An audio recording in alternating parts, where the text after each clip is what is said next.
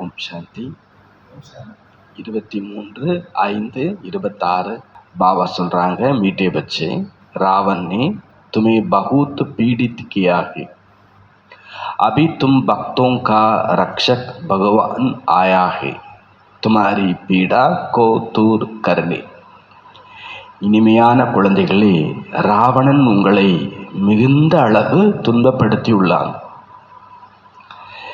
இப்பொழுது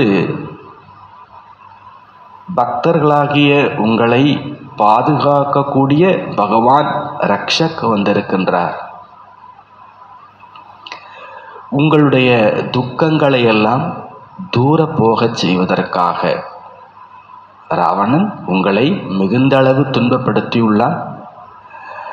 பக்தர்களாகிய உங்களது ரக்ஷகன் இப்பொழுது பகவான் வந்திருக்கின்றார், உங்களுடைய துக்கங்களை எல்லாம் தூர போகச் செய்வதற்காக. சபூத் பச்சோं की முக்கிய நிஷானியா சுனாவோ. நல்ல புத்திரர்களினுடைய முக்கிய அடையாளங்களாக 2 கூறுங்கள். நல்ல புத்திரர்களாகிய நல்ல புத்திரர்களுடைய 2 முக்கிய அடையாளங்களை கூறுங்கள் அப்படின்றார். सबूत बच्चे सदा मात पिता को फॉलो कर तख्त नशीन बनेंगे. நல்ல புத்திரர்கள் சதா தாய் தந்தையை பின்பற்றி சிம்மாசனதாரி ஆகுவார்கள். சதா தாய் தந்தையை பின்பற்றி சிம்மாசனதாரி ஆகுவார்கள். खूब पुरुषार्थ में लगे रहेंगे. நல்ல புருஷார்த்தத்தில் ஈடுபாட்டோடு இருப்பார்கள். புருஷார்த்தத்தில் மிகுந்த அளவு ஈடுபாட்டுடன் இருப்பார்கள். உன்கி பாப் சே தில் பகுத் சச்சி ஹோங்கி. 2வது பாயிண்ட், அவர்களுடைய இதயமானது தந்தையிடம் மிகவும் உண்மையாக இருக்கும். அவங்களுடைய இதயம் பாபாவிடம் மிக உண்மையாக இருக்கும். சச்சி தில்வாலே சதா ஸ்ரீமத் பர் சலேங்கே. உண்மையான உள்ளம் கொண்டவர்கள் சதா ஸ்ரீமத் படி நடப்பார்கள். அகர் அந்தர் மே சச்சாயி நஹி தோ, ஒருவேளை உள்ளுக்குள் சத்தியம் உண்மை இல்லை என்றால், யாதுமே ரக நஹி சக்தே, நினைவில் இருக்க முடியாது. உங்களாலெல்லாம் யோகா பண்ண முடியாது. பாபாட்ட ஃப்ராங்காக இருங்க, உண்மையை சொல்லுங்க. தப்போ ரைட்டோ நல்லதோ கெட்டதோ ஒளிவு மறைவு இல்லாமல் இருக்கிறீங்க அப்படின்னா உங்களுக்கு யோகா ரொம்ப ஈஸி. மறைச்சிட்டோன்னா ஒரு பனிஷ்மெண்ட்டு. அவங்களுக்கு என்ன வராது? நிறைய பேர்கிட்ட இந்த வார்த்தை கேட்போம். அது பெரிய குற்றமாக்கி அவங்கள்ட்ட சொல்லக்கூடாது.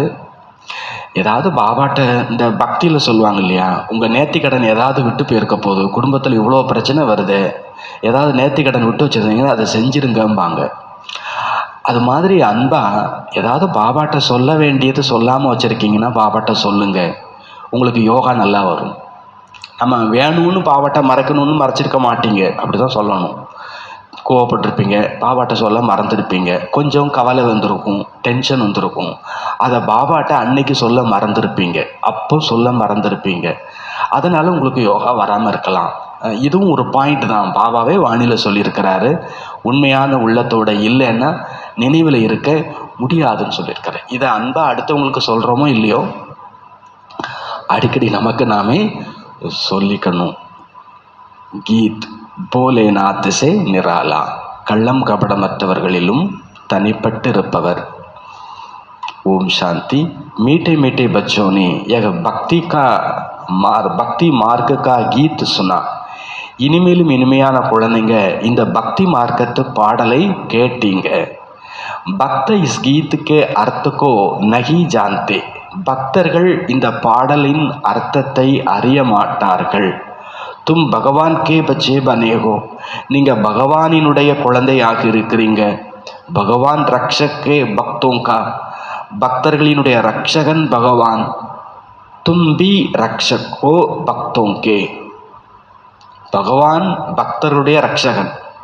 அப்போ அவர் நம்மளையும் காப்பாற்றுவார்ல அப்படின்னு நினச்சிடாதீங்க. பாபா என்ன சொல்ற, நீங்களும் பக்தர்களின் ரக்ஷகன் அப்பா ஊருக்கெல்லாம் பிச்சை போட்டாருன்னா நானும் அவர்கிட்ட போய் பிச்சை எடுக்க முடியுமா? நானும் ஊருக்கு என்ன பண்ணணும்? தானம் செய்யணும். பாபா சொல்றார், பகவான் பக்தர்களின் ரட்சகன், நீங்களும் பக்தர்களின் ரட்சகனாக இருக்கிறீர்கள். அவங்கள காப்பாற்ற வேண்டியது, அவங்களுக்கு நல்வழி காண்பிக்க வேண்டியது நம்முடைய பொறுப்பாக இருக்கிறது. பக்தோங்கி ரட்சக் கர்த்தே ஹோ, உங்களை காப்பாற்றணுன்ற அவசியம்லாம் இல்லை. ஞானம் கொடுத்ததுமே என்ன ஆயாச்சு? நாம் மீண்டு வந்தாச்சு, நாம் காப்பாற்றப்பட்டு விட்டோம். ஒருவேளை பாக்கி பக்தர்களை இன்னும் என்ன பண்ண வேண்டியிருக்குது? கரை சேர்க்க வேண்டி இருக்கிறது. சரி, அவங்கள கரை சேர்க்கிற அளவுக்கு என்ன ஆபத்தில் இருக்கிறாங்க? கோன்சி ஆபத்துகே ஜோ பகத் ரக்ஷா கர்னே கே லியே பகவான் கோ புலாத்தேகே. கூக்குரலிட்டு கூச்சலிட்டு ஆண்டவா அப்படின்னு கத்தி கதறி கூப்பிடுறாங்களே, அப்படி கூப்பிடுறதுக்கு என்ன ஒரு ஆபத்து அவர்களுக்கு வந்து விட்டது? என்ன ஆபத்து? பக்தர்களுக்கு என்ன ஆபத்து இருக்கிறது? பக்தோங்கோ ராவன் கா பகூத் துக்குகே. பக்தர்களுக்கு ராவணனால் மிகுந்த துயரம் ஏற்பட்டு உள்ளது. 1 2லாம் கிடையாது. பக்தர்கள் ராவணனால படாத பாடு படுற. நமக்கு ராவணன் யாருன்னு தெரியும், அவன் எப்படி வருவான்னு தெரியும், அவனை எப்படி விரட்டணும்னு தெரியும், நமக்கு நோ ப்ராப்ளம். பாபா சொல்றார், பக்தர்கள் ராவணனால் மிகுந்த துயரத்தில் இருக்கிறார்கள். ராவண சம்பிரதாயம் பீடித்து உள்ளது. அவங்க விரும்புகிறாங்களோ விரும்பலையோ, அது ஒரு விஷயமாகவே ஆயிடுச்சு. தான் குழந்தைகிட்ட கூட தான் தாய் கூட எரிஞ்சு விழுற மாதிரி இன்னைக்கு ஆயிடுச்சு. இது ஒரு சம்பிரதாயமே ஆயிடுச்சு. குழந்தை சேட்டை பண்ணிச்சுன்னா ஒரு முறைக்கணும், கையை ஓங்கணும், எரிச்சல் அடையணும். இதெல்லாம் என்னவா ஆயிடுச்சு இப்போது? ராவண சம்பிரதாயம். ஒரு தாயே குழந்தைகிட்ட அப்படி நடக்கிறாங்கன்னா அப்போ மனுஷன் மற்றவங்கள்ட்ட எப்படி நடந்துப்பாங்க? அப்போ பாபா சொல்றார், இங்கு ராவண சம்பிரதாயம் பீடித்து உள்ளது துக்கத்தினால். ஆகவே கள்ளம் கபடமற்ற நாயகனை நினைவு செய்கிறார்கள். போலாநாத் பாபாவை நினைவு செய்கிறாங்க. இது ராவண சம்பிரதாயம், அது ராம சம்பிரதாயம். பக்தர்களுக்கு இது தெரியவே இல்லை. நம்மை ரட்சிப்பவர் யார் என்று பாடலாம். வெறுமனே போலாநாத் ரக்ஷக் என்று பாடுறாங்க. பரந்து கியா ரக்ஷா கர்த்தேகே. ஆனால் அவர் என்ன மாதிரியான பாதுகாப்பு ரக்ஷக் செய்கின்றார்? ரக்ஷாபந்தனம்லாம் கொண்டாடுறோம், சொல்கிறோம், பகவான் நம்மை ரட்சிக்க பந்தனத்தில் வந்துள்ளார், கட்டுப்பட்டு இருக்கிறார், அப்படிலாம் சொல்கிறோம். அவர் என்ன மாதிரியான பாதுகாப்பில் அவர் கட்டுப்பட்டு இருக்கிறார்? சில நேரத்தில் வானிலை சொல்கிறார், உங்கள் கர்ம கணக்கை நீங்கள் அனுபவிச்சு தான் ஆகணும். சில நேரத்தில் பாபா இப்படிலாம் கூட வார்த்தை சொல்லியிருக்கிறார் சாகாரவாணியில், நீங்கள் ஜெயிலில் போய் 4 உதை வாங்கணும்னு ட்ராமாவில் இருந்துச்சுன்னா அதிலெல்லாம் நான் ஒன்றும் பண்ணேன். இவருக்கு கேன்சர் வந்து போகணுன்னா போய் தான் ஆகணும், இவருக்கு ஆப்ரேஷன் பண்ணித்தான் ஆகணும்னா பண்ணித்தான் ஆகணும். அப்புறம் என்ன மாதிரி தான் நீ ரக்ஷகன்? ரக்ஷக்குன்னு பாபா சொல்லிட்டு ஒரு நோயை சரி பண்ண மாட்டேன், ஒரு கடனை தீர்க்க மாட்டேன், ஒரு மன கஷ்டத்தை தீர்க்க மாட்டேன், என்ன மாதிரி தான் ரக்ஷக்? பாபா சொல்ல, இது பக்தர்களுக்கு வேணால் தெரியாமல் இருக்கலாம். நம்ம டெய்லி உட்காந்து என்ன பண்ணிகிட்டு இருக்கிறோம்? வாணி கேட்டுட்ருக்குறோம். அவர் என்ன மாதிரியான ரக்ஷக்? நாம் ராவணன்ட்ட மாட்டிகிட்ருக்குறோம்.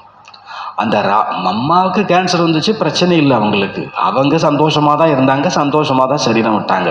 ஏன்னா அவங்களுக்கு யாருடைய பிடியில் இல்லை, அவங்க ராவணனுடைய பிடி. ராவணன் ஒன்று இருந்தால் தானே துக்கத்தை உணர்றதுக்கான உணர்வே இருக்கும்.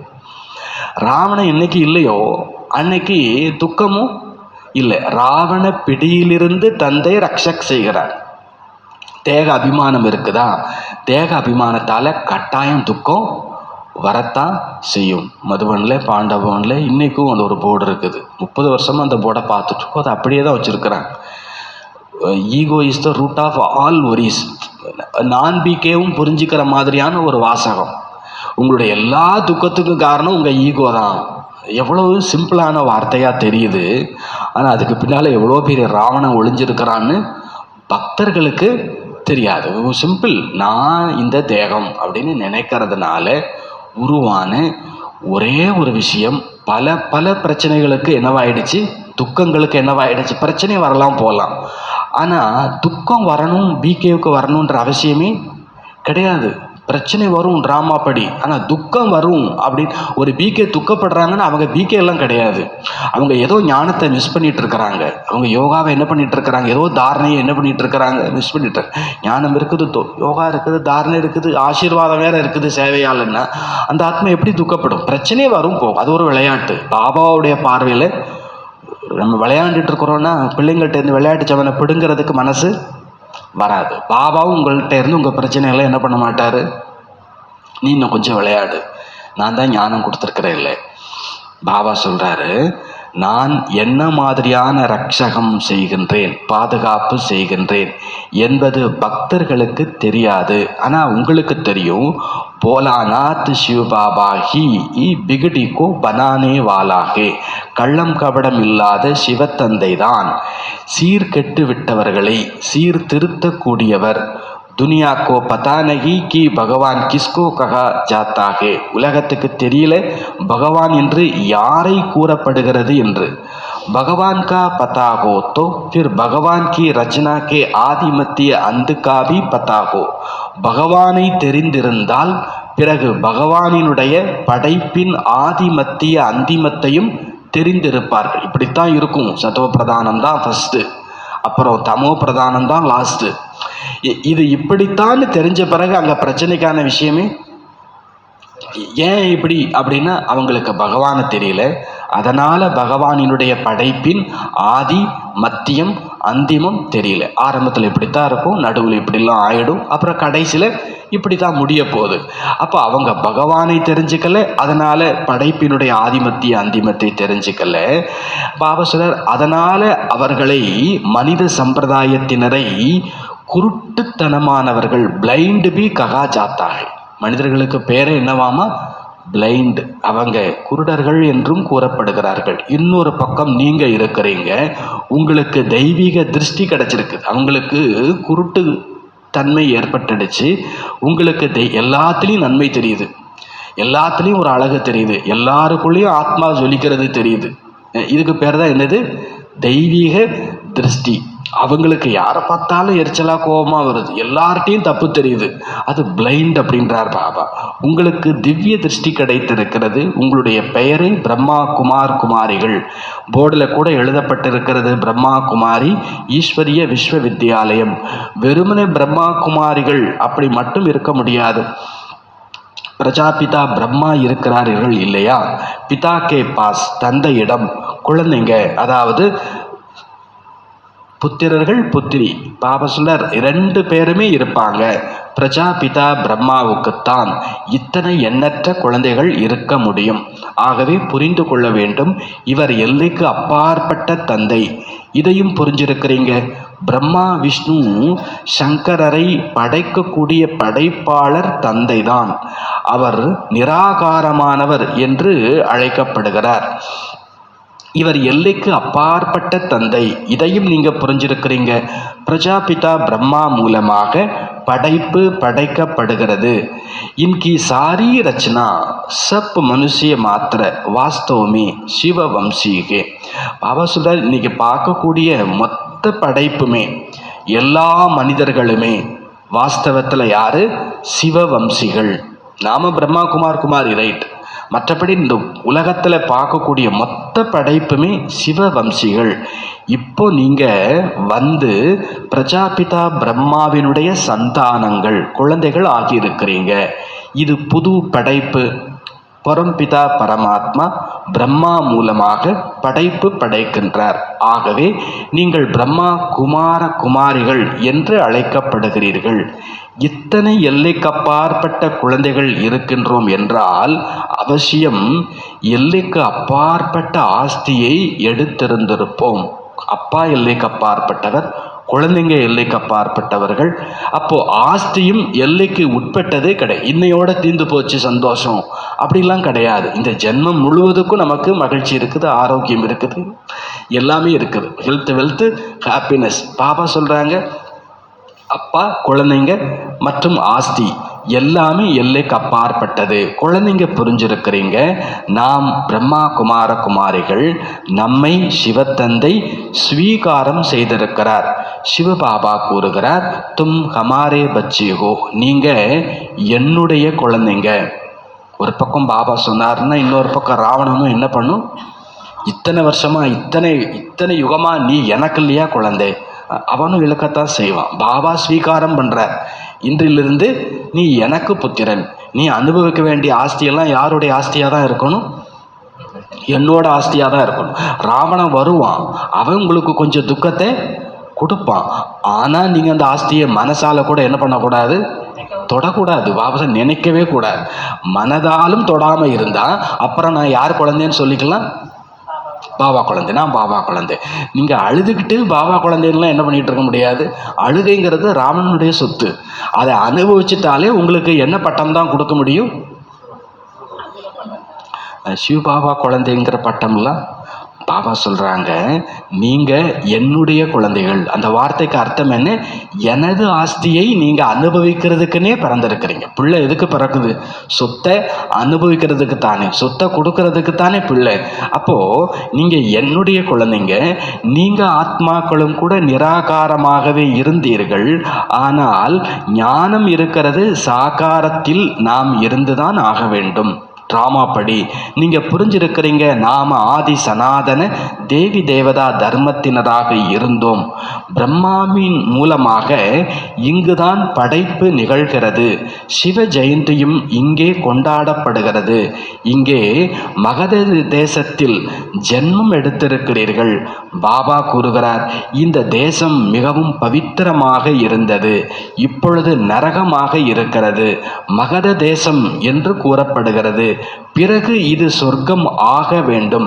குழந்தைங்களாகிய உங்களுடைய புத்தியில சிவபாபா நமக்கு மீண்டும் ராஜயோகத்தை கற்றுக் கொடுத்து தூய்மையாக்குகிறார் என்பது உங்கள் புத்தியில் இருக்கிறது. பாடவும் செய்கிறோம், பதீத்த பாவனா, பக்தர்களுடைய ரக்ஷக் பகவானே. பக்தர்கள் தான் கூப்பிடுறாங்க. பதீத்தமாக ஆன காரணத்தினால் அவங்க கூப்பிட்டுட்டு இருக்கிறாங்க. பதீத்தம் அப்படின்னாலே கூடவே துன்பம் அப்படிங்கிறதும் சேர்ந்து வந்துடுது. எப்போ தூய்மை அப்படிங்கிற வந்துடுதோ அங்கே சுகம் அப்படிங்கிறது சேர்ந்தே வந்துடுது. இப்போ நம்ம கூச்சலிட்டுலாம் பாபாவை என்ன பண்ணுறது இல்லை, அழைக்கிறது கிடையாது. பாபா இருக்கிறதே ஏன் கூட. நாம் எதுவரை பாபா கூட இருக்கிறோமோ அதுவரை பவித்திரம், எதுவரை பவித்திரமோ அது வரைக்கும் ஆனந்தம்தான். இப்போது அவங்க பதீத்தமானதுனால கூப்பிடுறாங்க. ஆனால் ஒரு பிரச்சனை, அவங்க தங்களை பதீத்தம் என்றே தெரிஞ்சுக்கல. யாரோ ஒருத்தருக்கு கூப்பிடுற மாதிரி, இந்த பக்கத்து இலைக்கு பாயாசம் சொல்லுவாங்க, பார்த்துருக்கீங்களா? யாரோ கஷ்டப்படுறாங்கன்னு சொல்லிட்டு இவங்க கூப்பிடுற ஸ்டைலில் கூப்பிட்டுட்டு இருக்கிறாங்க. இவங்களுக்கு இன்னும் ரியலைசேஷன் ஏற்படலை, நாமே எப்படித்தான் இருக்கிறோம், பதீத்தமாக இருக்கிறோம். யாரெல்லாம் நானே பதீத்தமாக இருக்கிறேன்னு புரிஞ்சுக்கிட்டாங்களோ அவங்க பாபா குழந்தை ஆயிட்டாங்க. ட்ரீட்மெண்ட்டு வேணும்னா தானே டாக்டர் வருவார். அவங்களுக்கு உடம்பு சரியில்லை, அவங்களுக்கு மருந்து கொடுன்னா அவங்கள பாபா பார்த்துட்டு போயிடுவார். எனக்கு உடம்பு சரியில்லை, எனக்கு மருந்து கொடுன்னா தானே பாபா என்னை கவனிக்க முடியும். அப்போது நான் பதீத்தம் என்பதை அவர்கள் புரிந்திருக்கவில்லை. பாபா புரிய வைக்கிறார். என்ன புரிய வைக்கிறார்? தும் சபி பதீத்துகோ, நீங்கள் அனைவருமே பதீத்தமாக இருக்கிறீர்கள். பாவனமான உலகம் என்று சத்யுகத்தை கூறப்படுகிறது. ஆக்சுவலாக தன்னுடைய அறியாமையை புரிஞ்சுக்கிறதே அறிவினுடைய ஆரம்பம் அப்படிம்பாங்க. அறிவு எங்கேருந்து ஸ்டார்ட் ஆகுது? உங்களுக்கு தெரியாத உடனே முதல்ல என்ன சொல்லிடணும், எனக்கு தெரியாதுன்னு சொல்லிடணும். யோகா வரலைனாலும் பாபாட்ட என்ன சொல்லணும், எனக்கு யோகா வரலை பாபா. அப்போனா தான் பாபா சொல்லி கொடுப்பார். பாபா சொல்கிறார், நான் பதீத்தம். ஏன்னா இன்னும் சத்தியம் வந்துச்சுன்னா நம்ம எல்லாரும் என்ன சொல்லிக்கலாம், நான் பாவனம் ஆயிட்டேன். அப்புறம் நீங்கள் என்னன்னாலும் பெருமை கொண்டாடிக்கலாம். இங்கே இருக்கிற வரைக்கும் நம்ம முயற்சியாளர்கள். மீண்டும் மீண்டும் ஆத்மா பயிற்சி செய்யணும். மீண்டும் மீண்டும் ஆத்மா தேக விமானத்துக்கு கொண்டு வரும். புருஷார்த்தம் தொடர்ந்து நடக்கணும். இது பதீத்த உலகம். கலியுகம் பாபா உங்கள் அனைவரையுமே ரைட்டாக ஆக்குகிறார். இவ்வளோ காலம் ராங், லட்சக்கணக்கான வருடங்கள் என்று எந்த பொருளும் இருப்பது இல்லை. மனிதர்கள் கோர இருளில் இருக்கிறார்கள். அவங்க நினைக்கிறாங்க கலியுகம் இன்னும் சின்ன குழந்தையாக இருக்கிறது. நீங்க புரிஞ்சிட்டீங்க, அவங்க நினைக்கிறாங்க கலியுகம் இன்னும் சின்ன குழந்தையா இருக்குதுன்னு. ஆனா நீங்க என்ன புரிஞ்சுக்கிட்டீங்க? மவுத் சாமனே கடாகே, மரணம் எதிரே நிற்கிறது. நாம தான் எச்சரிக்கையா இருக்கோம். மரணம் எதிரில் இருக்கிறவங்க யாராவது சண்டை போடுவாங்களா? ராமா போகிற காலத்தில் ராமா ராமா சிவ சிவான்னு என்ன பண்ணிட்டு இருக்கான்ட்டு சங்கரா சங்கரன்னு சொல்லுவாங்கல்ல. பாபா சொல்கிறார், அவங்க கலியுகம் சின்ன குழந்தைன்னு நினைக்கிறாங்க, நீங்கள் மரணம் எதிரில் இருக்கிறது என்று புரிந்திருக்கிறீர்கள். அந்தியாரா அவர் ரோஷனிக்கா வர்ணன் சங்கம் பருகி கியா ஜாத்தாகே. இருட்டு, கோர இருள் மற்றும் பிரகாசமான வெளிச்சம் என்ற வர்ணனை சங்கமத்தில் தான் செய்யப்பட்டுள்ளது. இங்கே தான் ரெண்டுமே இருக்குது. ரெண்டுமே இப்போ நீங்கள் மிக பிரம்மாண்டமான பிரகாசத்துக்கு வந்து விட்டீர்கள். சத்யுகத்தில் நீங்கள் இதை வர்ணிக்க முடியாது. சத்யுகத்தில் தூய்மையாக வேணா இருக்கலாம், ஆனால் ஞானம்ங்கிறது அங்கே இருக்க முடியாது. நீங்கள் சத்தியுகத்தில் இதையெல்லாம் வர்ணிக்க முடியாது. அங்கே இந்த ஞானமே கிடையாது. இந்த நேரம் தந்தை அமர்ந்து குழந்தைகளுக்கு புரிய வைக்கின்றார். நீங்கள் சத்தியுகத்தில் சூரிய வம்ச குலத்தினராக இருந்தீங்க, பிறகு கடைசியில் சூத்திர வம்சி குலத்தினராக ஆகியிருக்கிறீங்க. இப்பொழுது மீண்டும் பிராமண வம்சி ஆகியிருக்கிறீர்கள். இப்போ நீங்கள் சர்வோத்தம பிராமண குலத்தினர், நீங்கள் உயர்ந்ததிலும் உயர்ந்தவர். இது ஈஸ்வரிய குலம் அல்லவா? தந்தையிடம் வந்திருக்கிறீர்கள். ஆகவே தந்தை கேட்கின்றார், இங்க பாபாட்ட வந்திருக்கிறீங்க. பாபா பூச்சித்தேகே கிஸ்கே பாஸ் ஆயேகோ, யாரிடம் வந்திருக்கிறீர்கள்? தோ ககுத்தேகே பாப்கே பாஸ். அப்போ சொல்றீங்க நாங்க அப்பாட்ட வந்திருக்கிறோம். ஏகே லௌகிக் தூசராகே பார்லௌகிக். பாப் தோகே, ஒன்று லௌகீகம், இன்னொன்று பார்லௌகீகம் பரலௌகீகம். அப்பான்னா 2 பேர். எல்லா சாலி கிராமங்களினுடைய தந்தை ஒரே ஒரு சிவன்தான். உங்களுடைய புத்தியில் இந்த ஞானம் பொங்கி பொங்கி வந்து கொண்டிருக்கிறது. ஹம் ஏக் பாப் கே பச்சே ஜிஸ்ஸே வர்ஷா லேத்தேகே. நாம் ஒரு தந்தையின் குழந்தைங்க, அவரிடமிருந்து ஆஸ்தியை எடுத்துக் கொள்கின்றோம். நிராகாரமானவர் அவர் இங்கே சாகாரத்துக்கு சாகாரத்தின் மூலமாகத்தான் ஆஸ்தி தர முடியும். அவர் புள்ளி. அவர் நமக்கு இப்போ எப்படி ஆஸ்தி தர முடியும்? பிரம்மாவின் மூலமாகத்தான் ஆஸ்தி தர முடியும். பாப் குது ககுத்தேகே மே சாதாரண தன்மை ஆக்கர் பிரவேஷ் கர்த்தாகும். அவராகவே கூறுகிறார், நான் சாதாரண தேகத்தில் சரீரத்தில் பிரவேசித்திருக்கிறேன். இப்பொழுது தந்தை குழந்தைகளுக்கு கூறுகிறார், இந்த கதையெல்லாம் எதுக்கு? நான் நிராகார், நான் சாகாரத்தில் பிரவேசம் செஞ்சிருக்கிறேன். இந்த கதை எதுக்கு பாபா நமக்கு சொல்றார்? ஏன் சொல்றார்? பச்சே தேகி அபிமானி பவ. நானும் புள்ளி, நீங்க என்னுடைய குழந்தைங்க. நீங்களும் யாரு தான்? புள்ளி தான். ஆத்ம அபிமானியாக ஆகுங்க. நான் ஞாபகத்தோட இருக்கிறேன், நான் இன்னொரு சரீரத்தில் பிரவேசம் செய்திருக்கிறேன். இந்த சரீரம் நான் இல்லை, என்னோடது இல்லை. எனக்கு தெரியுது. குழந்தைகளே, நீங்களும் புரிஞ்சுக்கோங்க, இந்த தேகம் உங்களோட தேகம் கிடையாது. அந்த தேகத்தை என்ன பாடுபடுத்துவாங்க தெரியுமா? சரீரம் ஆத்மா போன பிறகு அதை அப்படி மடக்கி இப்படி மடக்கி, அதை பார்க்கவே ஷாக்காக இருக்கும். இந்த பின்னால் இந்த சுடுகாட்டிலலாம் எடுத்து வைக்கும்போது பார்த்தீங்கன்னா இந்த கையிலலாம் பப்பரப்பைன்னு இருக்கக்கூடாது. அதுக்காக அவங்க கையை இந்த முதுகுக்கு பின்னால் என்ன பண்ணிடுவாங்க? வச்சுருவாங்க. முதுகு பின்னாலாம் லேசெல்லாம் வைக்க மாட்டாங்க. டடக் படக்குன்னு ஒரு சத்தமே கேட்கும். பாபா என்ன சொல்ல வராருன்னா, இந்த தேகம் உங்களோடது நினைச்சிட்டு இருக்கிற வரைக்கும் வலிக்கும். இந்த தேகம் நான் நினைச்சிட்டு இருக்கிற வரைக்கும் என்ன பண்ணும்? வலிக்கும். அதே வெட்டியான், அந்த சுடுகாட்டில் இருக்கிற வெட்டியானுக்கு தான் உறவினரை அப்படி செய்ய முடியுமா? உறவினரே சரீரம் விட்டுட்டாங்கன்னு வச்சுக்கோங்களேன், அவங்க ரஃப்பாக ஹேண்டில் பண்ணுவாங்களா அந்த பாடியை? அவன் அந்த பக்கமே வரமாட்டான். உட்காந்து ஒரு வாரத்தில் என்ன பண்ணிகிட்டு இருப்பான், அழுதுட்டு இருப்பான். இன்னொரு வெட்டியான் கதைக்கெல்லாம் போக வேண்டாம். எந்த டாக்டரும் கூட தான் பிள்ளைங்களுக்கு ஆப்ரேஷன் பண்ண மாட்டாங்க. இது என்ன சொல்லுது? இன்னும் தேகத்தை தான் நான் நினச்சிட்டு இருக்கிறோம். தேகத்தை தான் என்னோடதுன்னு நினச்சிட்டோம். அடுத்தவங்களுக்கு 1000 ஐடியா கொடுப்போம். அடுத்தவங்களுக்கு 1000 ஐடியா.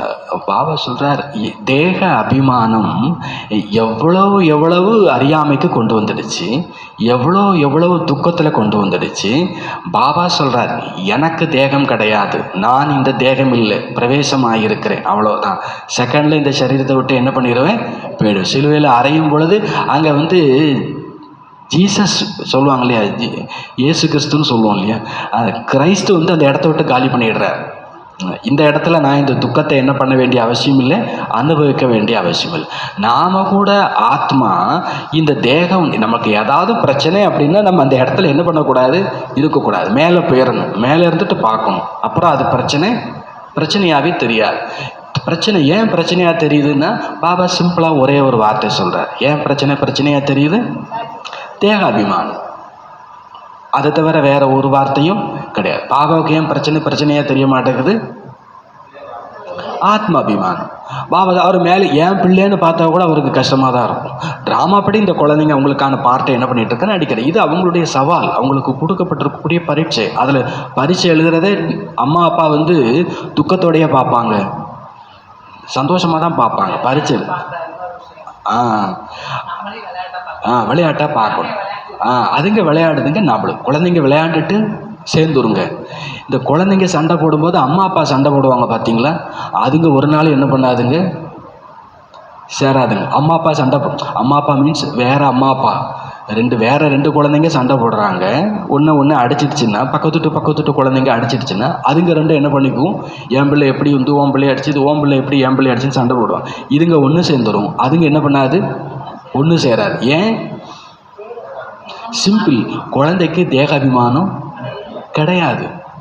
என்ன என் மானம் போச்சு, என் மரியாதை போச்சு, என் கௌரவம் போச்சு, இந்த வார்த்தையெல்லாம் குழந்தைக்கு தெரியவே தெரியாது. ஆனால் அவங்க அம்மா அப்பாவுக்கு இதுக்கு பேர் என்னது, தேக அபிமானம். பாபா சொல்றார், இப்போ நீங்கள் ஆத்ம அபிமானி ஆகுங்க, உங்களுக்கு மானமும் போகாது, மரியாதையும் போகாது.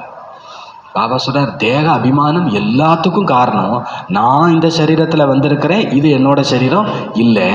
ஆகவே குழந்தைகளே, நீங்களும் ஆத்ம அபிமானி ஆகுங்கள், தன்னைத்தானே ஆத்மா என புரிந்து கொள்ளுங்கள். அதான் எனக்கு தெரியுமேன்னு சொல்லக்கூடாது, அதான் எனக்கு தெரியுமேன்னு சொல்லக்கூடாது. இன்னும் நாம் அந்த பயிற்சியில், அந்த அனுபவத்தில் கம்மியாக தான் இருக்கிறோம், இல்லைன்னு சொல்ல முடியாது. அளவு என்னவா இருக்குது, ஒரு மாத்திரை போட்டு தூக்கம் வரலைன்னு டாக்டர் என்ன சொல்லுவார், இன்னொரு மாத்திரை போடுங்க. பாபா இப்போதைக்கு நம்முடைய ஆத்ம பயிற்சி வலியை அனுபவிக்கிற மாதிரி தான் இருக்குது, துக்கத்தை அனுபவிக்கிற மாதிரி இருக்குன்னா இந்த ஆத்ம அபியாசம்லாம் பத்தாது. ஏதோ காலையில் ஒரு முறை சாயங்காலம் ஒரு முறை பண்ணிட்டு இருந்தாலும் பிரச்சனையெல்லாம் என்ன பண்ணாது, போவாது. பாபா சொல்றார், தன்னை ஆத்மான்னு புரிஞ்சுக்கோங்க. இந்த தேகம் அழியக்கூடியது, ஆத்மா அழிவற்றது. ஆத்மா தான் 84 ஜென்மம் எடுக்கதை தவிர தேகம் கிடையாது. தேகம் மாறிக்கொண்டே இருக்கிறது. பிறகு வேறு உறவினர், வேறு சம்பந்திகள், வேறு நண்பர்கள் கிடைக்கிறார்கள். இப்போ ஆத்மாவுக்கு எல்லைக்கு அப்பாற்பட்ட தந்தையிடம் இருந்து எல்லைக்கு அப்பாற்பட்ட ஆஸ்தி எடுக்க வேண்டும். பரம்பிதா பரமாத்மாவிடம் இருந்து நமக்கு டியூட்டி இருக்குது. நமக்கு டியூட்டி இருக்குதுன்னா, ஸ்கூல் விடும்போது ஒரு பையன் 10 நாள் லீவுன்னு வச்சுக்கோங்களேன், ஸ்கூல் விட்டாச்சு, மணி அடித்தாச்சு, ஒரு பையன் இன்னொருத்தனை மண்டையில் ஓங்கி ஒரு குட்டுறான்னு வச்சுக்கோங்களேன். நிறைய நேரத்தில் 2 சீன் இருக்குது. ஒன்று பதிலுக்கு என்ன பண்ணிகிட்டு இருக்கலாம், குட்டிகிட்டு இருக்கலாம். இல்லைன்னா எங்கள் அப்பா ஊர்லேருந்து வராரு, நான் இன்றைக்கி வீட்டுக்கு போகிறேன், உன்னை அப்புறம் என்ன பண்ணிக்கிறேன், பார்த்துக்கிறேன்னு சொல்லணும். பாபா என்ன சொல்கிறாருன்னா, நான் எங்கள் அப்பாட்டேருந்து ஆஸ்தி அடையணும் அப்படிங்கிற ஒரு சங்கல்பம் இருந்துச்சுன்னா நம்ம யார்கிட்டையும் வம்பிழுத்துக்கிட்டு எங்கள் அப்பா எனக்காக காத்துட்ருக்கிறார், எனக்காக ஆஸ்தியோட காத்துட்ருக்கிறார், 5000 வருஷம் கழித்து வந்திருக்கிறார், நான் அவரை பார்ப்பேன்னா உன்கிட்ட பிரச்சனை பண்ணிகிட்டு இருப்பேன்னா. பாபா சொல்கிறார், எல்லைக்கப்பாற்பட்ட தந்தையிடமிருந்து எல்லைக்கப்பாற்பட்ட ஆஸ்தி அடைய வேண்டும். அதனால் என்ன பண்ணாதீங்க, இப்போ குலோப்ஜாம் இருக்குது, காஃபி இருக்குது, ரெண்டையும் என்ன பண்ண முடியாது, ஒரே நேரத்தில் சாப்பிட முடியாது. குலோப் ஜாமுன் வேணும்னா என்ன சாப்பிடக்கூடாது, அவர் சாப்பிடுவாராமா, நல்லா இருக்குமா அது, சாப்பிடணுமா? இடையில ஒரு காரச்சோவை சாப்பிட்டுட்டு கூட நீங்கள் என்ன பண்ணிக்கலாம், குலோப் ஜாமுனையும் சாப்பிட்டுட்டு நான் காஃபியும் குடிப்பேன் அப்படின்னா அது எப்படி? பாபா சொல்கிறார், நீங்கள் பாபாவையும் அனுபவிச்சுக்கிட்டு தேக சம்பந்தத்தையும் அனுபவிச்சுட்டுலாம் இருக்க முடியாது. ஒன்று தேக சம்பந்தத்தை அனுபவிங்க, இல்லை பாபாவை உங்களுக்கு தோணணும் நான் எல்லைக்கப்பாற்பட்ட ஆஸ்தி தந்தையிடமிருந்து எல்லைக்கப்பாற்பட்ட ஆஸ்தியை என்ன பண்ணணும், அடையணும். நான் எல்லைக்குட்பட்ட அன்பையும் வெறுப்பையும் இங்கே அனுபவிச்சேன்னா பிறகு பரந்தாமத்தில் போய் எல்லைக்கப்பாற்பட்ட ஆனந்தத்தையும் அன்பையும் என்ன பண்ண முடியாது. அப்போ நமக்கு உறுத்தணும், நான் அப்பாட்ட இருந்து ஆஸ்தி அடையணும். அதனால் இப்போ என்ன பண்ண மாட்டேன், கேலியாக சொல்லுவாங்க மத்தியானம் விருந்துன்னா நிறைய பேர் காலையில் என்ன பண்ண மாட்டாங்களாமா. அப்படிலாம் ஒரு கேஸு நாம் கூட இருந்திருக்கலாம். ஒருவேளை யோசிச்சு பார்க்கணும். பெரிய விருந்து இருக்குது அப்படின்னா பாபா சொல்கிறார், நமக்கு பாபாட்ட பெரிய விருந்து கிடைக்குது. இந்த உலகம் தர்ற விருந்து என்ன பண்ணிக்காதீங்க, ஏற்றுக்காதீங்க. ஆமாம், ஆமாம், கம்மியாக சாப்பிடு. பாபாவும் சொல்கிறார், நான் உங்களுக்கு பரந்தாமத்தில் எல்லைக்கு அப்பாற்பட்ட விருந்து வைக்க போகிறேன். இந்த உலகம் கொடுக்கறதெல்லாம் கண்டும் காணாமல் இருந்துக்கோங்க. இட்லி இருக்குது, சாம்பார் இருக்குது, சரி பாபா இட்லி சாம்பார்லேயே மூழ்கிட்டோன்னா பிறகு யோகா என்ன பண்ணாது.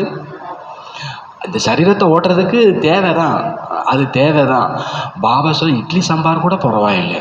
அவன் திட்டுனா, இவன் முறைச்சான், இதெல்லாம் புத்தியில் வச்சுட்டு இருந்தா பாபா அன்பு கடல், ஆனந்த கடல் இதெல்லாம் நமக்கு தெரியவே தெரியாது. பாபா சொல்றார், எல்லைக்கு அபி ஆத்மாக்கோ வேகத்துக்கே பாப்சே வருஷா லேனாக. இப்போ ஆத்மா எல்லைக்கு அப்பாற்பட்ட தந்தையிடமிருந்து ஆஸ்தி எடுத்து கொள்ள வேண்டும்.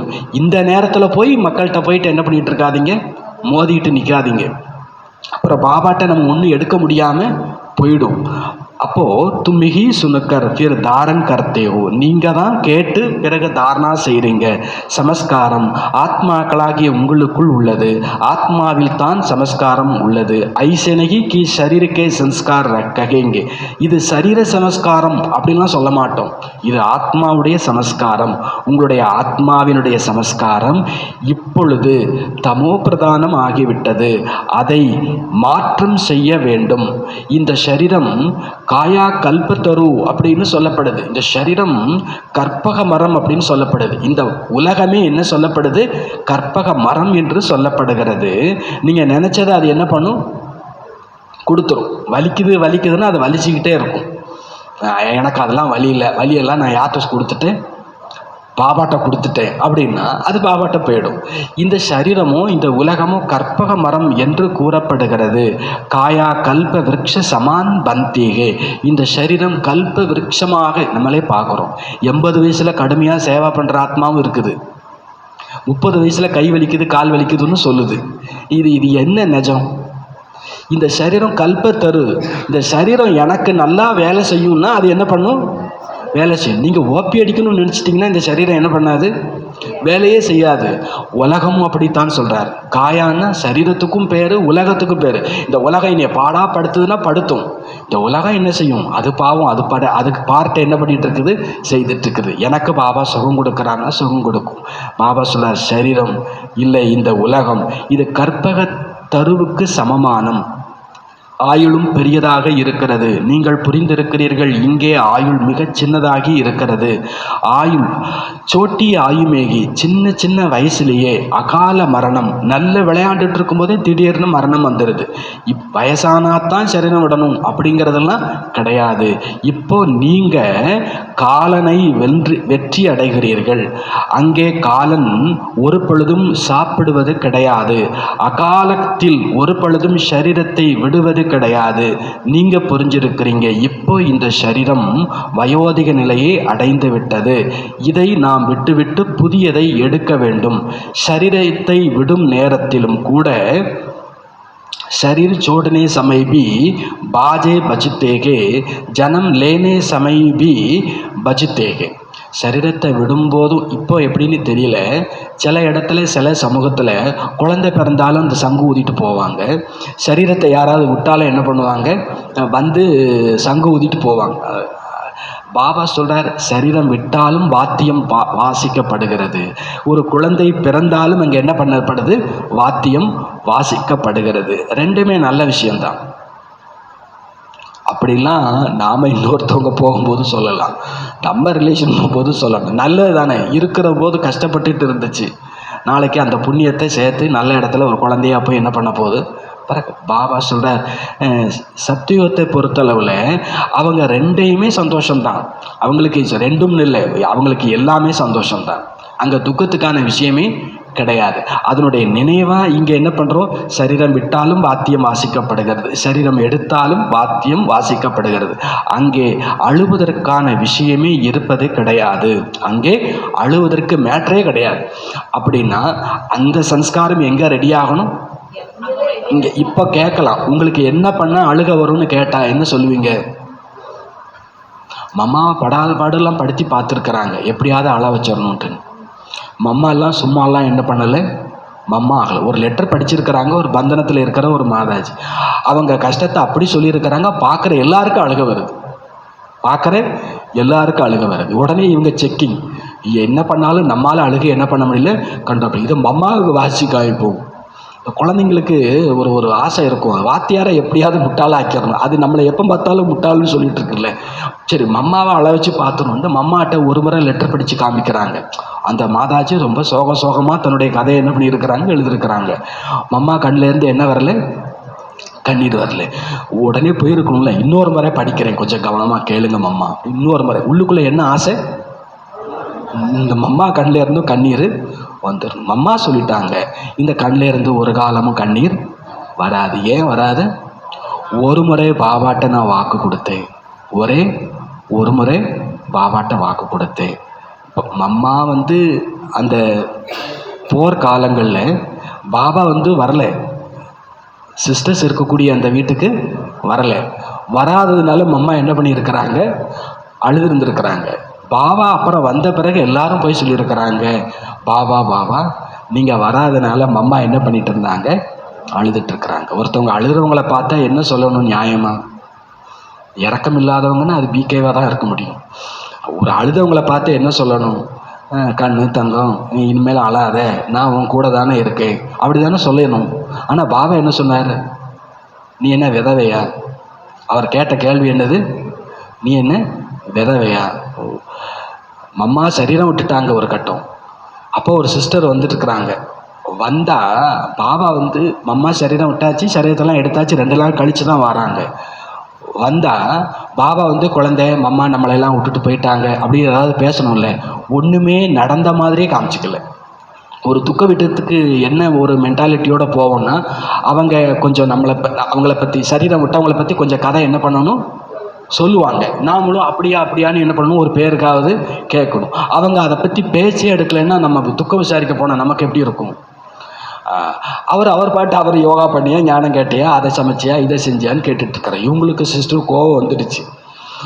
அவங்களுக்கு கண்ட்ரோல் பண்ணி பார்த்தாங்க, முடியல, அவங்க அழுதுட்டாங்க அந்த சிஸ்டர். அப்போ பாபா கேட்டாரம்மா, நீ என்ன இங்கே துக்கம் கொண்டாட வந்திருக்கிறியா?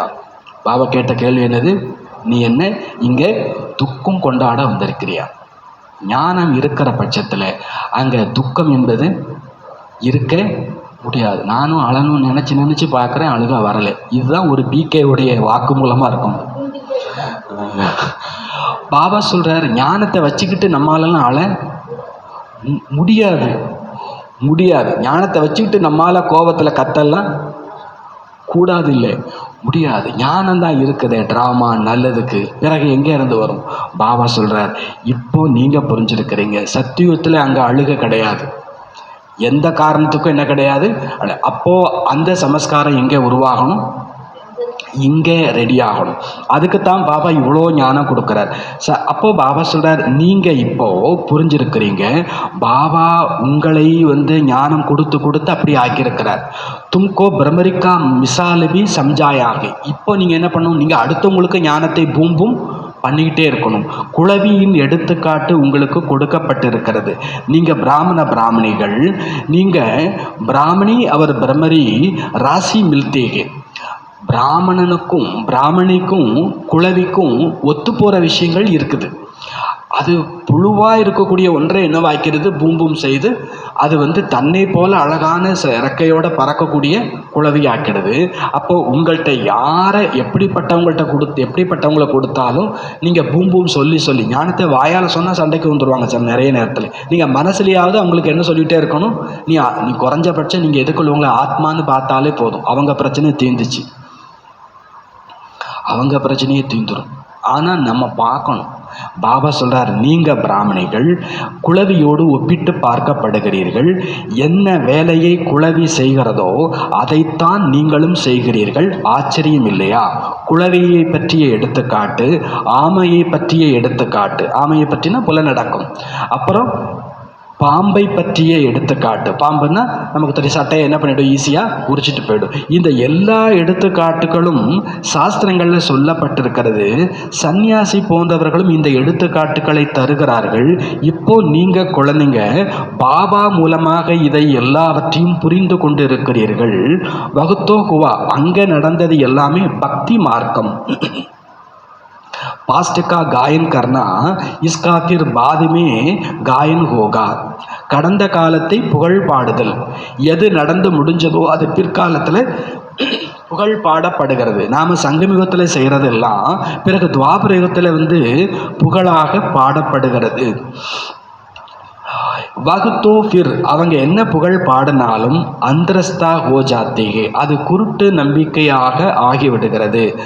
ஐசே பி மனுஷியகே ஜோ ராம் கோ கிருஷ்ண கோ பகவான் சமஜ்தேகே, ராமரை கிருஷ்ணரை பகவான் என்று நம்பக்கூடியவர்களும் இருக்கின்றார்கள்.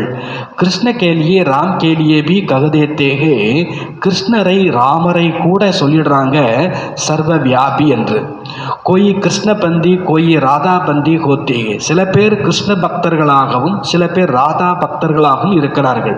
ராதா பக்தர்களை கேட்டால் சொல்லுவாங்க எங்கு பார்த்தாலும் ராதையே ராதை என்று. கிருஷ்ண பக்தர்களை கேட்டால் எங்கெங்கு பார்த்தாலும் கிருஷ்ணரே கிருஷ்ணர் என்று. ராம பக்தரை கேட்டாலும் எங்கு பார்த்தாலும் ராமனே ராமனே என்று. சமச்சித்தேகே ராமன், ராம பக்தர்கிட்ட கேட்டால் என்ன சொல்வார், ராமன் கிருஷ்ணரை விட உயர்ந்தவர். ஏனெனில் ராமரை திரேதாயுகத்தில் அப்புறம் கிருஷ்ணரை துவாபர யுகத்தில் கொண்டு வந்து விட்டார்கள். எத்தனை அஞ்ஞானம்! இப்பொழுது தந்தை குழந்தைகளாகிய உங்களுக்கு புரிய வைத்து கொண்டிருக்கிறார். எத்தனை எண்ணற்ற பிரம்மா குமார குமாரிகள் இருக்கிறீங்க. அவசியம் எல்லைக்கப்பாற்பட்ட தந்தை இருப்பார். தும் கோய் சேவி பூச்சி சக்தியோ, நீங்கள் யார்கிட்டையும் கேட்க முடியும். கபி நாம் சுனா, எப்பமாவது இந்த வார்த்தையை கேட்டிருக்கிறீங்களா? பிரஜாபிதா பிரம்மா என்று. பாபா சொர்க்கத்தினுடைய புதிய படைப்பை படைக்கின்றார். புகழ் பாடப்படுகிறது பிரம்மா மூலமாக பிராமணன். எதுவரை நீங்கள் அனைவரும் பிராமணனாக பிரம்மாவின் பிராமணனுடைய முக வம்சாவளியாக ஆகலையோ அதுவரை தாத்தாவிடமிருந்து ஆஸ்தியை எடுத்துக்கொள்ள முடியாது. எதுவரை பிராமணனா பிரம்மா முகவம்சாவளியா ஆகலையோ அதுவரைக்கும் பாபாட்டே இருந்து சிவபாபாட்டே இருந்து ஆஸ்தியை எடுக்க முடியாது. எல்லைக்கு அப்பாற்பட்ட குழந்தைகள் எல்லைக்கு அப்பாற்பட்ட தந்தையிடம் இருந்து தான் ஆஸ்தி எடுக்கிறார்கள். வேற யார் எதை கொடுத்தாலும் என்ன பண்றதில்லை, எடுத்துக்கிறதே இல்லை. எல்லைக்கு அப்பாற்பட்ட குழந்தைங்க எல்லைக்கு அப்பாற்பட்ட தந்தையிடம் இருந்து தான் எடுத்துக்கொள்கிறார்கள். லியாத்தோ பரோபர், பரோபர் சொர்க்கவாசித்தே, நாம் உண்மையிலேயே எடுத்திருந்தோம். உண்மையிலே நாம் சொர்க்கவாசியாக ஆகியிருந்தோம். இப்பொழுது நரகவாசி ஆகிட்டோம்.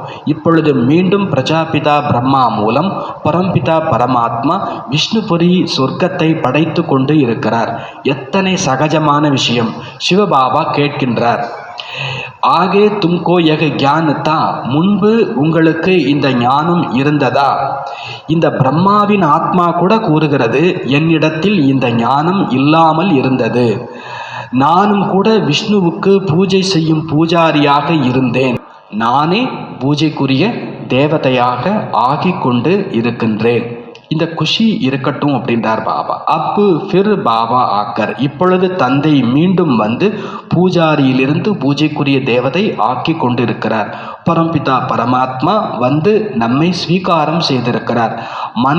மனிதனை ஸ்வீகாரம் செய்கிறாங்க இல்லையா? நிறைய மனிதர்கள் இருக்கிறாங்க.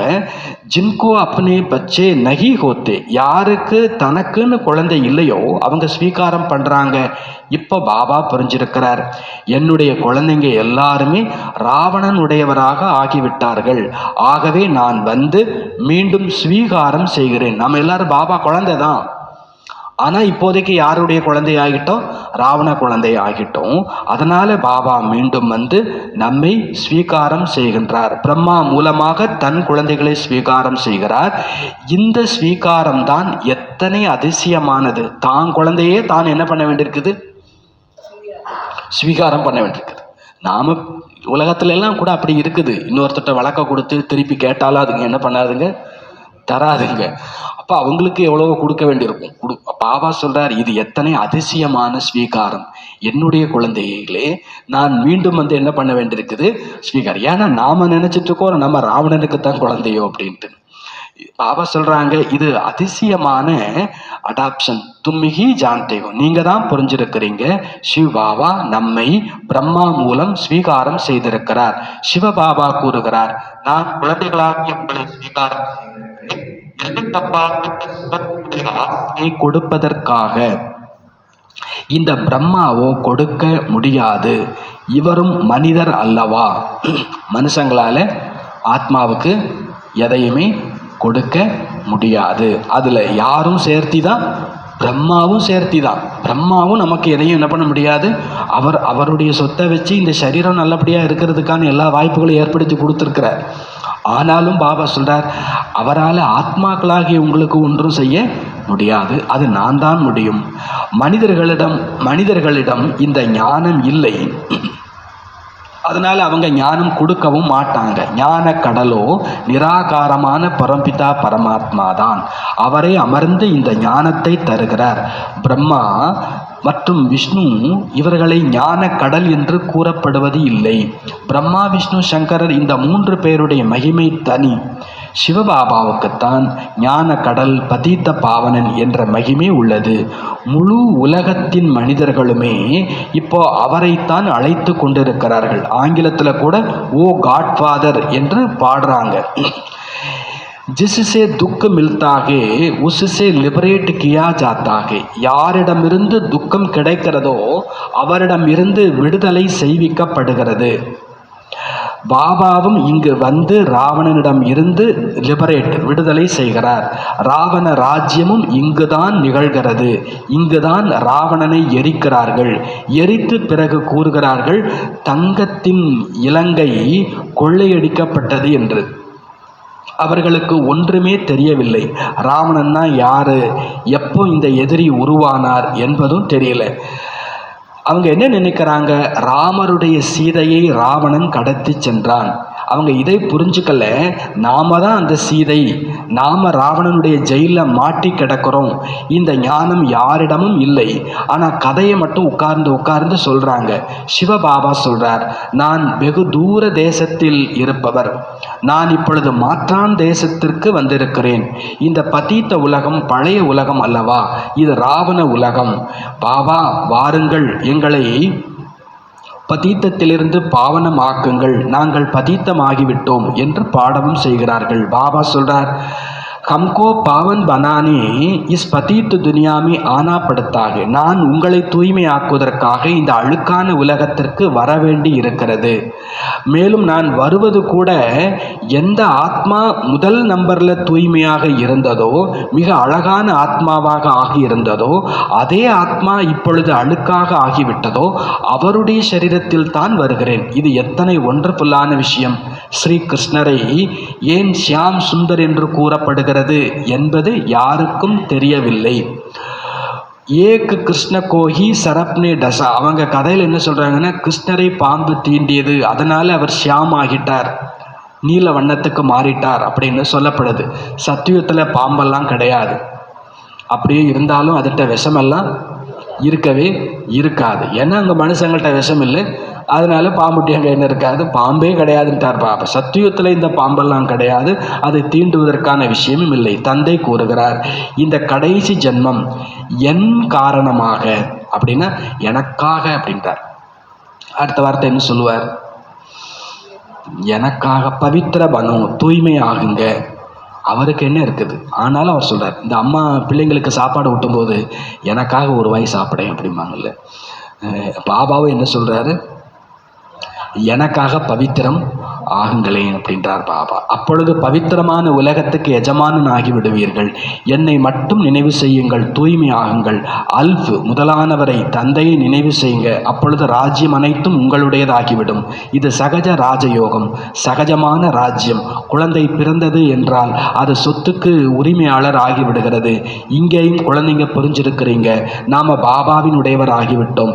சொர்க்கத்தினுடைய ராஜ்யம் நம்முடைய உரிமை ஆகிவிடுகிறது.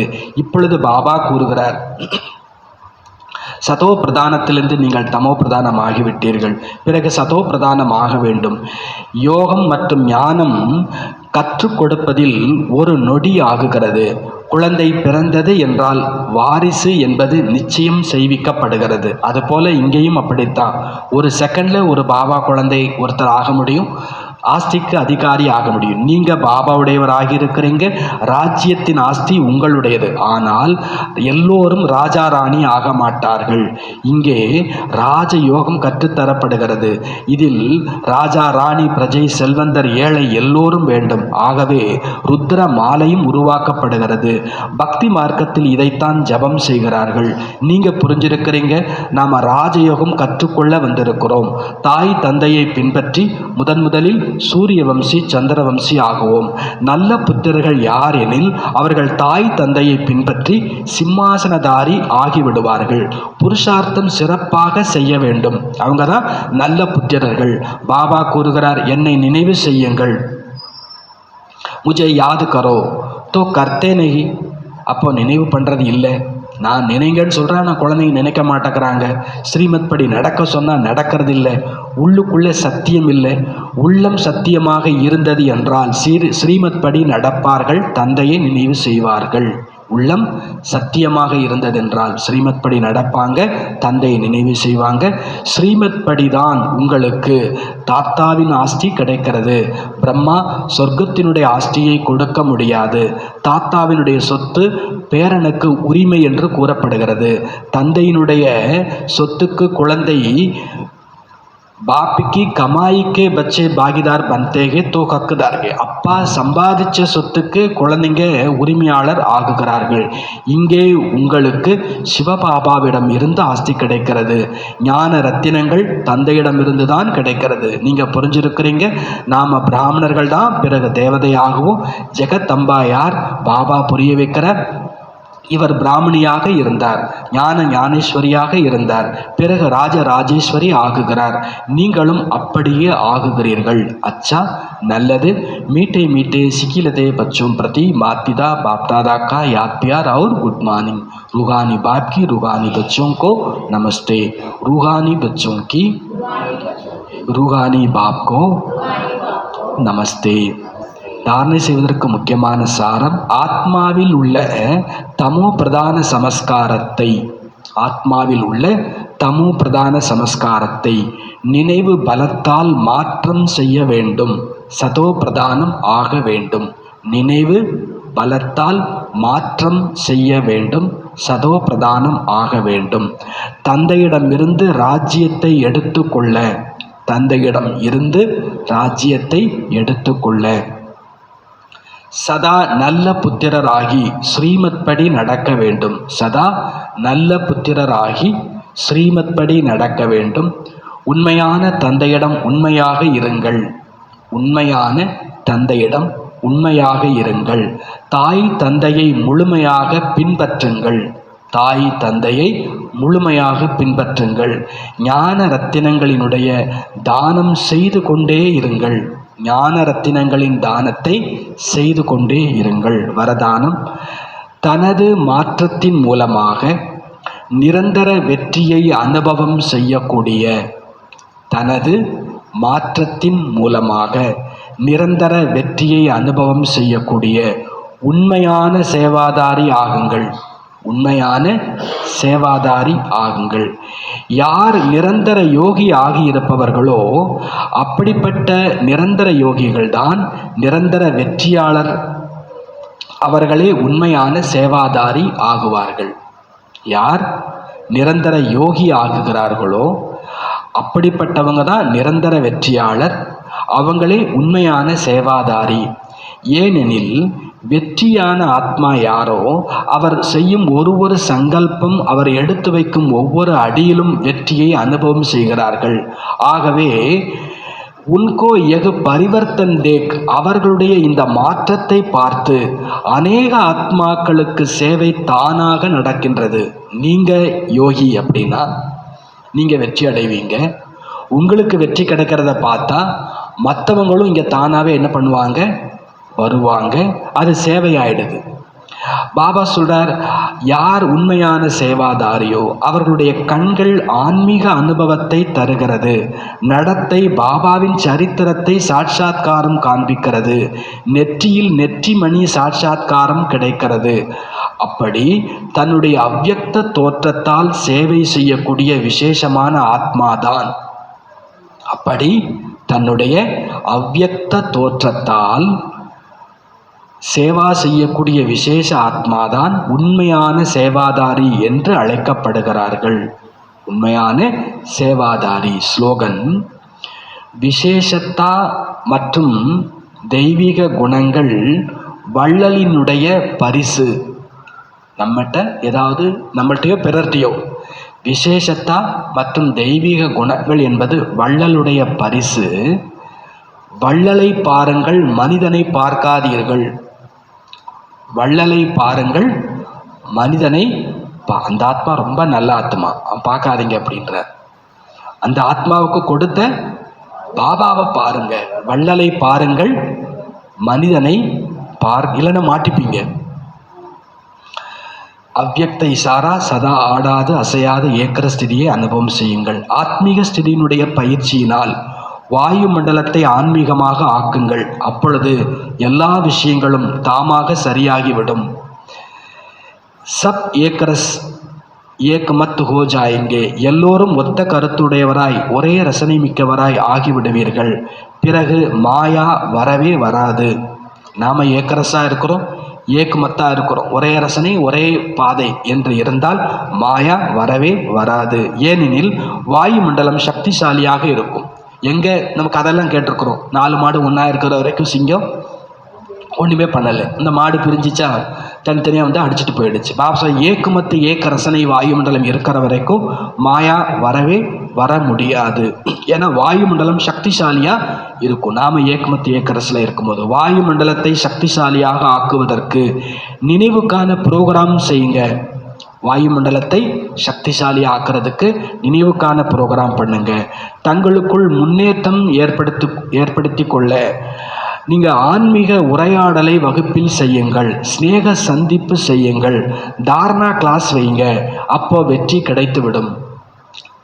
ஆன்மீக உரையாடல், ஸ்நேக சந்திப்பு, தாரணா வகுப்பு இதெல்லாம் செய்யுங்க. அப்போ வெற்றி கிடைத்து கொண்டே இருக்கும். பாபா சொன்னார், இனிமையான குழந்தைகளே, ராவணன் உங்களை மிகுந்த அளவு துயரப்படுத்தி விட்டான். இப்பொழுது நீங்கள் புரிஞ்சிருக்கிறீங்க, பக்தர்களினுடைய ரட்சகனாக பகவான் வந்திருக்கிறார். உங்களுடைய எல்லா துக்கங்களையும் தூர போக செய்வதற்காக. நல்ல புத்திரர்களுடைய முக்கிய அடையாளங்கள் 2 சொல்லுங்கள்.